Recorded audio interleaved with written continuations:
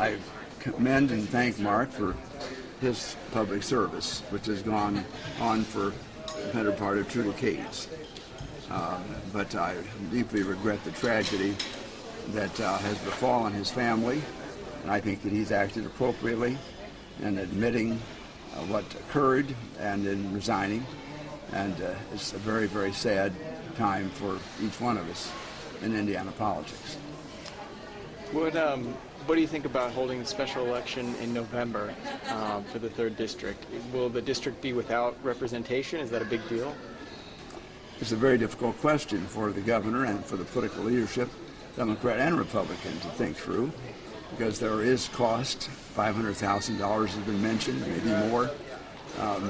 I don't know how the local leadership will make that choice. Obviously, it would be well to have a representative in that period, but as I understand the technical points, for several weeks, no election or even selection can be held, and so as a result, time is ticking, and there are going to be very few weeks left of the session. So my guess is that we may very well be heading toward a November election and a decisive representation then for the future. What would you say to somebody who is worried that they won't have a representative in the House of Representatives for this time? They have a very good point. And this may dictate, difficult as it may be, and even if it's a very short time, but this is another part of the tragedy of the Souder resignation, that it literally does eliminate representation.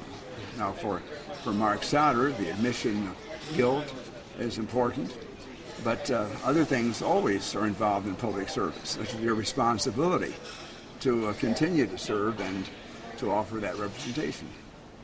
But you think he did the right thing, though? Yes, I think so. I think since he had no other choice, others have had similar circumstances and sort of lumbered on with increasing degrees of criticism.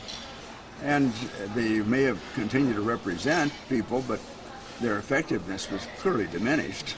It's one thing just to be sitting in the chair as ostensibly the representative, as another to matter. And I think at some point your effectiveness comes to an end.